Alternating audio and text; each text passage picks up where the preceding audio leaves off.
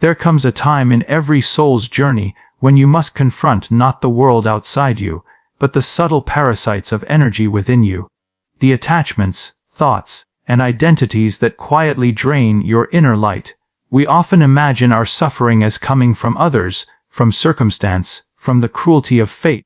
But if you look closely, with the eyes of yourself, not your ego, you will see that what drains you most is what you continue to hold onto after it has fulfilled its purpose. You cling to memories that no longer nurture you.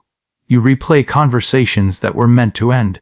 You carry guilt for choices made by a younger, smaller version of yourself, and in doing so your psyche becomes like a river choked by stones, unable to flow, unable to renew. To release what drains you is not an act of rebellion, it is an act of psychic hygiene. The soul cannot breathe in the stale air of repetition. It requires new experiences, new meanings, and new forms of life to stay alive. Ask yourself, what within me has outlived its time? Which patterns have I mistaken for loyalty, when in truth they are prisons? Which emotions have I called love, but are truly fear wearing a familiar face? Release does not mean rejection. To release is to integrate, to accept what was, learn what it gave, and then let it pass back into the depths from which it came. This is how transformation happens, not by force, but by surrender. When you release what drains you, you make space for what is real, your instinct, your creativity, your silent inner power. You become a vessel again, empty enough to be filled by the self, not the noise of the world. Energy follows attention. This is one of the deepest psychological truths ever discovered. Wherever your mind goes, your life force follows. Whatever you repeatedly think about, feel about, or obsess over, you feed with the sacred fuel of your own existence. Most people are unaware that they are unconsciously investing their energy into things that drain them. Worries, resentments, comparisons, regrets, and endless mental rehearsals of fear. Each thought is a small offering of your vitality. Each rumination becomes a silent ritual that strengthens what you do not want. Imagine your attention as sunlight. If you direct it toward what nourishes you, your inner garden flourishes. But if you scatter it on weeds of doubt and bitterness, you will feel exhausted and empty, wondering why life seems dim.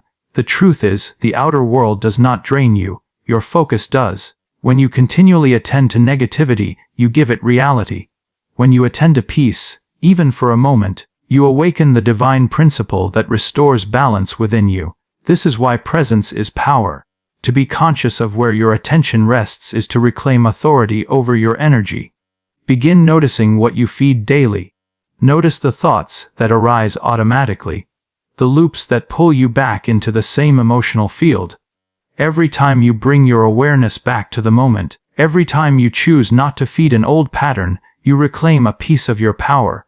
The self, that deep, unbreakable center of your being, does not waste energy on fear or resistance. It radiates effortlessly like the sun, illuminating whatever you direct it toward. When you learn to align your attention with your true values, your energy becomes magnetic. Life begins to organize itself around your clarity instead of your confusion. So ask yourself, what am I feeding today? What thoughts? What emotions? What people? What possibilities? Because your attention is the currency of your soul. Spend it wisely, for wherever it goes, your destiny will follow. Release is not rejection. It is the highest form of understanding. To release something is not to cast it away in anger or to deny its importance. It is to recognize that it has completed its role in your evolution. Every person, emotion, and experience that enters your life is a teacher. Some lessons stay with you forever.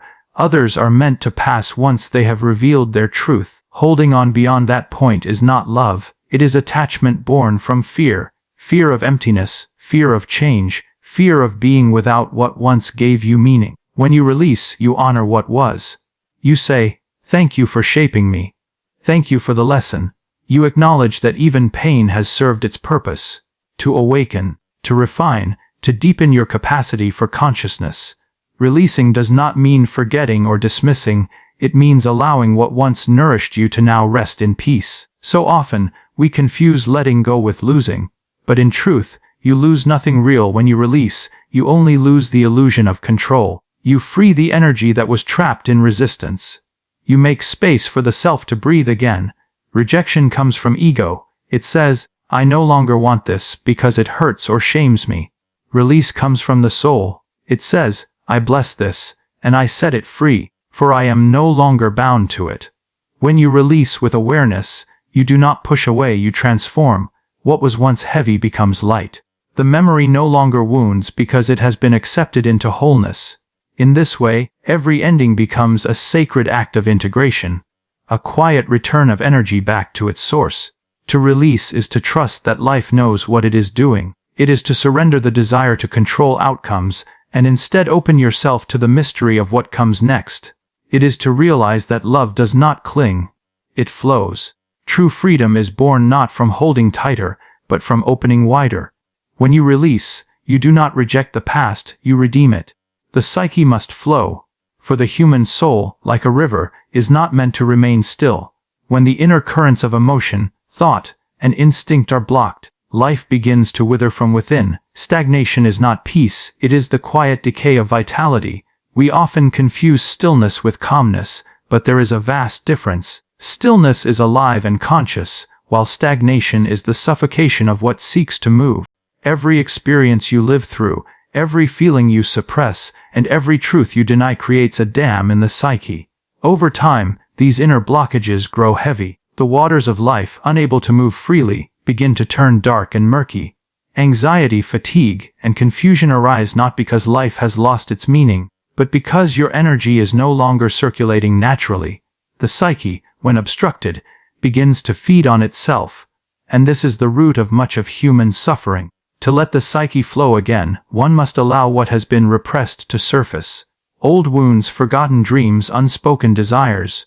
All must find a channel for expression. This is why creativity, honest conversation, and solitude are so healing. They allow the soul's current to move again, to find its rhythm. Even tears are sacred in this way. They are the water of renewal, washing away what has been dammed up within. When you honor your emotions instead of denying them, you participate in the natural movement of the unconscious.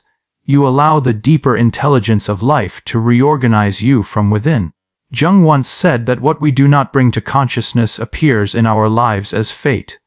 To let the psyche flow is to dissolve this rigidity, to move from fate toward freedom. Flow means trust. Trust that life knows how to carry you forward if you stop clinging to the banks. The psyche does not need control, it needs permission. When you give yourself that permission, to feel, to change, to evolve, you realign with the great river of being itself. Then, rather than resisting the current of transformation, you become part of its music, and in that flow, the self reveals its quiet, eternal strength. The shadow holds the key to freedom, wholeness, and authentic power. What we call the shadow is not evil or dark in itself. It is simply the part of you that has been denied the right to exist. Every quality, emotion, or impulse that you were taught to suppress.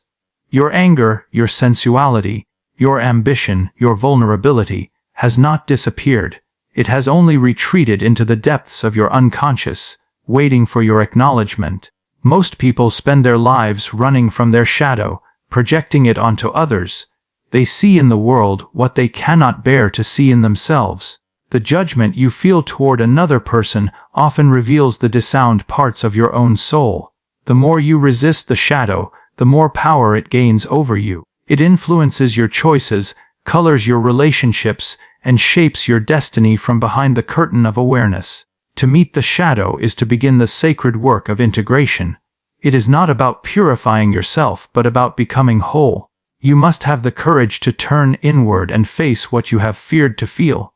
The pain, the rage, the shame, the unmet longing.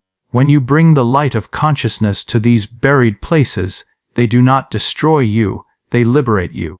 The energy that was trapped in repression becomes available for creativity, love, and purpose.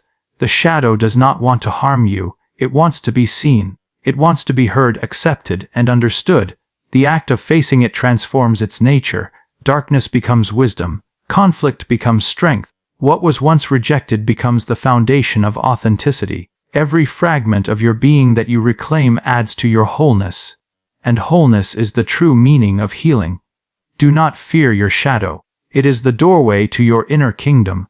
To reject it is to remain divided, forever searching outside for what lives within. But to embrace it is to unlock the full spectrum of your humanity. The instinct, the passion, the intuition, the light and dark that together form your unique essence. The shadow holds the key, because in the places you least wish to look lies the treasure you most deeply seek.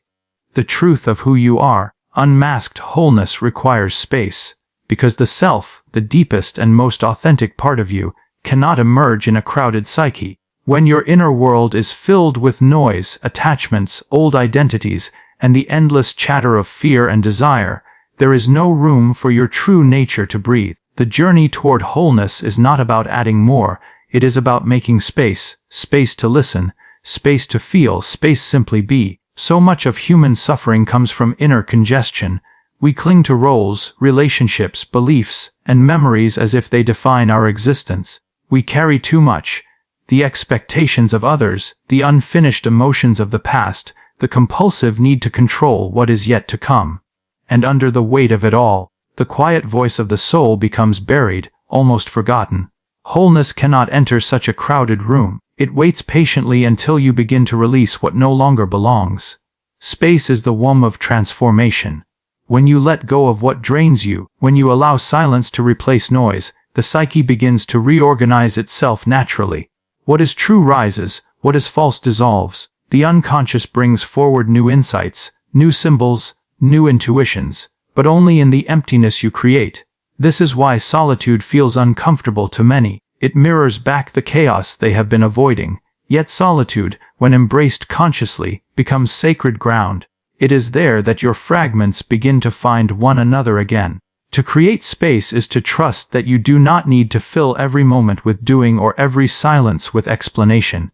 Wholeness unfolds not through effort, but through allowance. You become whole when you stop resisting what is, when you permit both light and shadow to coexist within you. Just as a vessel holds water only because it is empty in the middle, your being holds wisdom only when it has space within. Wholeness requires space because your essence cannot be confined by the clutter of the false self. The ego builds walls to feel secure, the self dissolves them to feel free. When you allow space, in your mind, in your emotions, in your life, you open yourself to something larger than thought, larger than identity. You open to the living rhythm of the universe moving through you. And in that vast inner spaciousness, you realize you were never incomplete, only overcrowded. Wholeness was always here, waiting beneath the noise, needing only your permission to be seen. And so, let go. Not because you are weak, but because you are ready to be whole.